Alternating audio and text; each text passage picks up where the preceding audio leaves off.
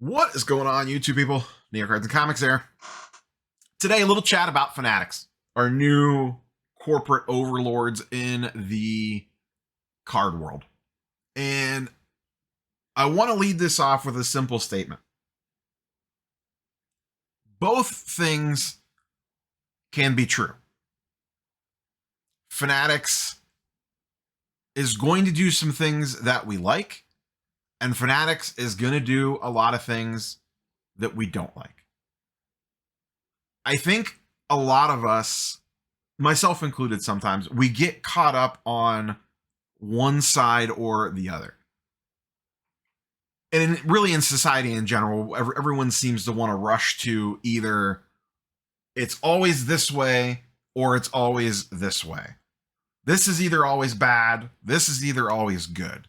When in reality, things land somewhere in the middle. And this is not like some Fanatics puff piece or a Fanatics hate piece, but it's just more of a, I think sometimes we just get a little too caught up on one end of the spectrum or the other. Sometimes justifiably so. You know, I am not sponsored by Fanatics. I do not really want to be sponsored by Fanatics. I do have, full disclosure, I have a Fanatics affiliate link. That's about it. So if you click on the little Fanatics link when I post, when product goes up on their website, sometimes I earn a few bucks. I think last month I made $50 off of my Fanatics link. So if you want the screenshot, I'll be happy to share it with you. But I'm not formally sponsored by hashtag Team Fanatics. And if you've watched my content, I'm not afraid to call them out when I think that they need called out. And this is not some kind of hit piece on negative content and that stuff, because to be quite honest, I'll use the recent Bowman 1 of 1 debacle.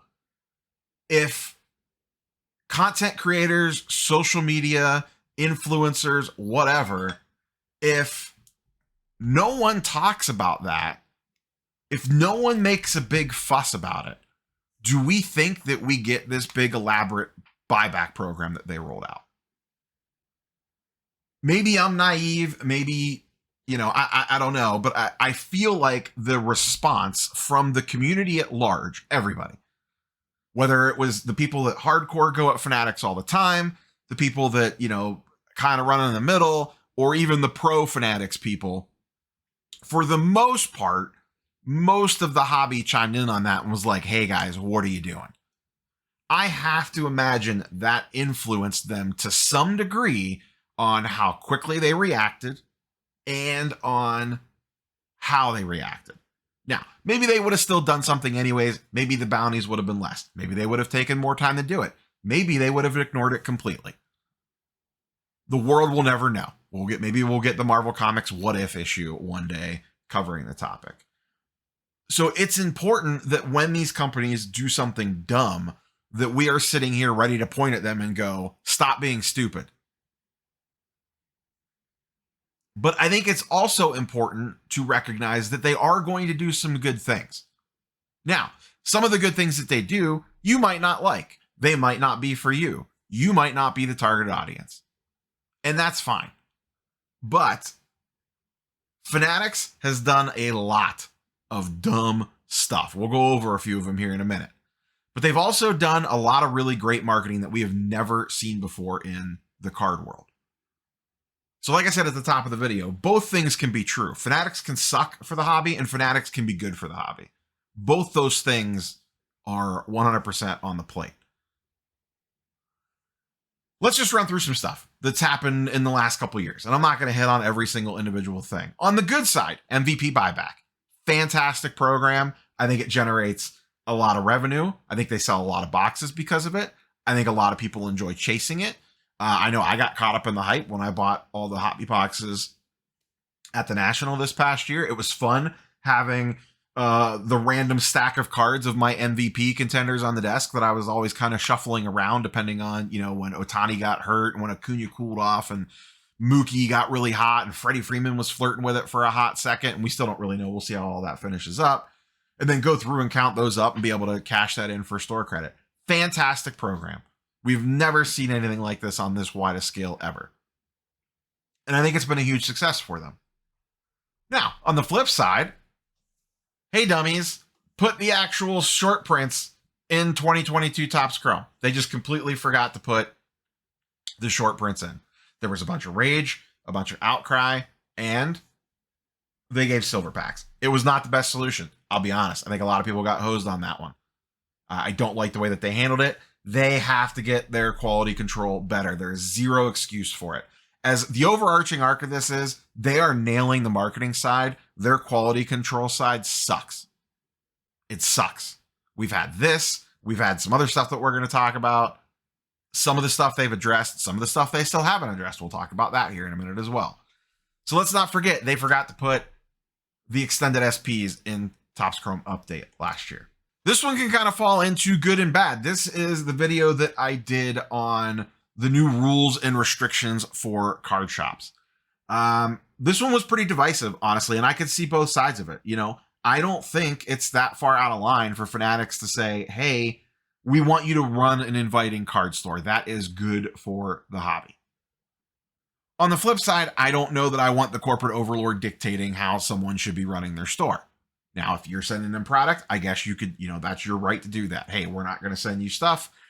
To be honest, in hindsight now, this feels like it was maybe a little overblown. Some people made some small shifts, some small changes, and in the grand scheme of things, I don't know that a ton has really come out of this one. But I wanted to make sure that I mentioned it because it was something that got a lot of people's hackles up on both sides of the fence. On the good, we have stuff like this. Ruben, maybe it's staged. Maybe it was a plant. Who knows? Regardless, it is good marketing.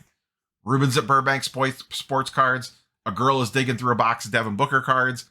Because Ruben is so connected with the individual athletes and because the athletes have a vested interest in cards doing well, they have buy-in because they are part owners of all this. So Ruben calls up Devin Booker. This girl has an amazing experience. She also gets a signed jersey. I believe she also got to go to a game courtside in Phoenix to see Booker play. Marketing masterpiece.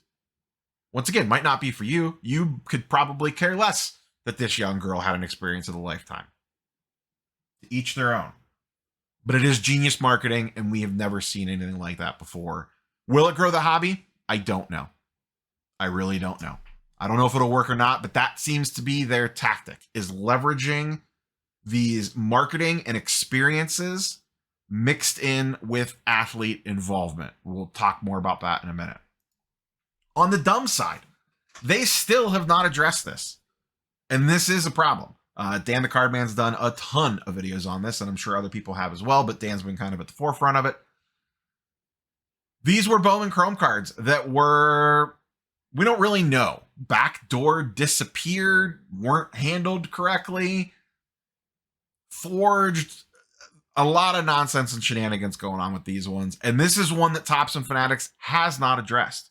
We still don't know what's going on with this. I know Dan's been pressing them for answers and basically been ignored.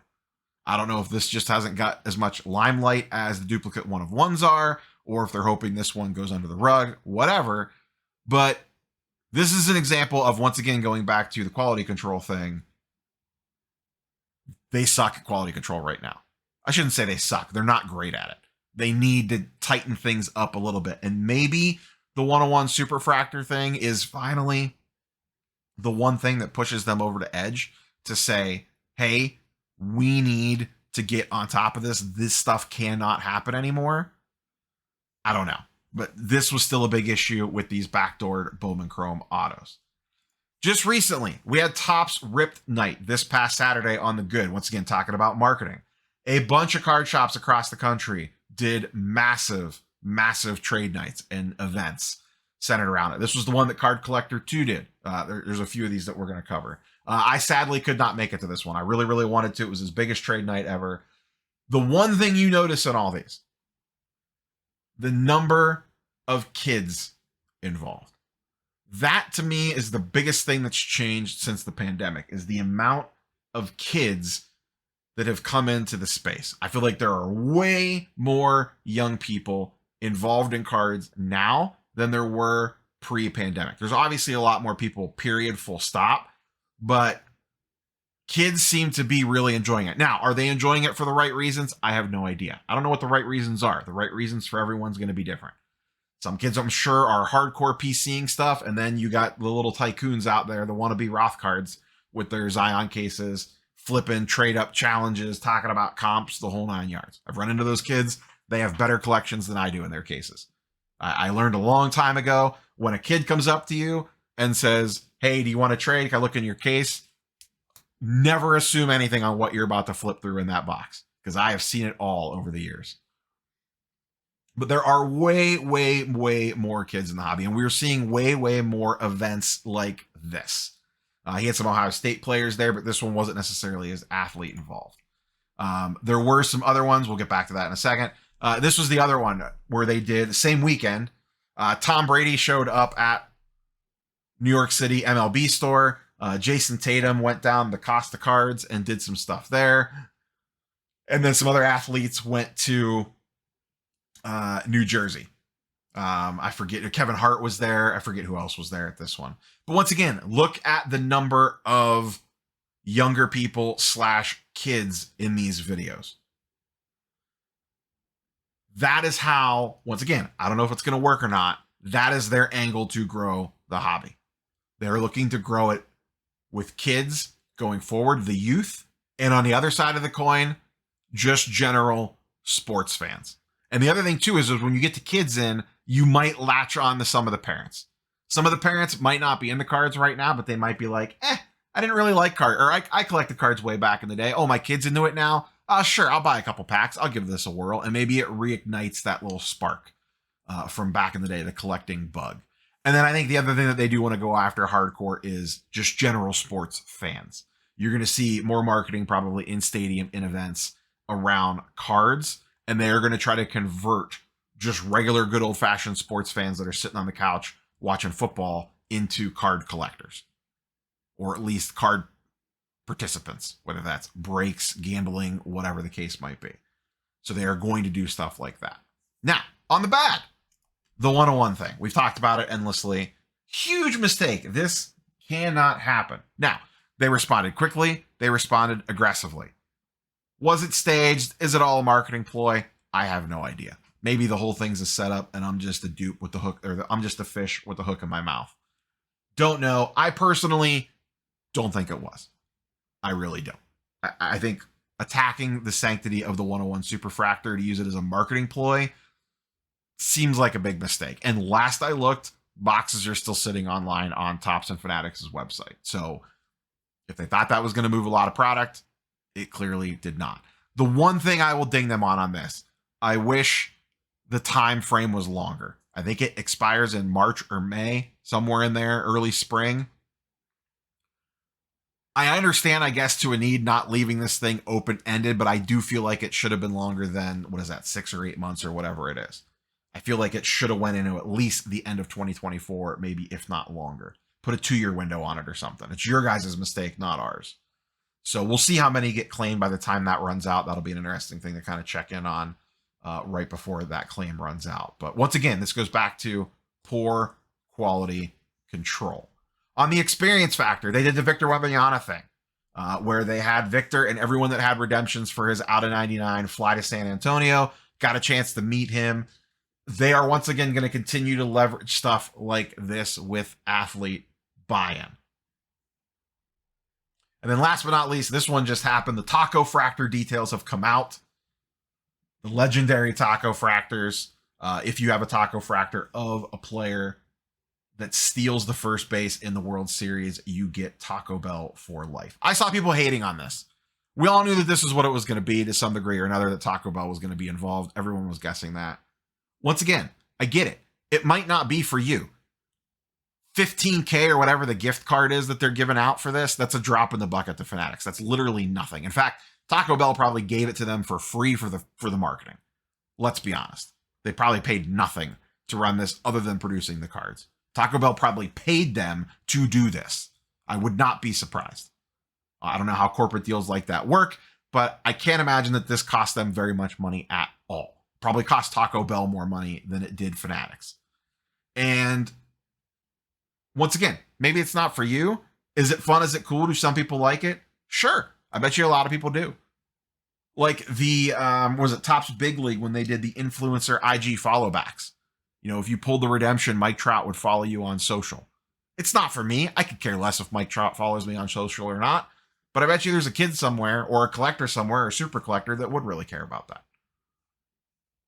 So once again, is Topps and Fanatics going to do some dumb stuff? Yes.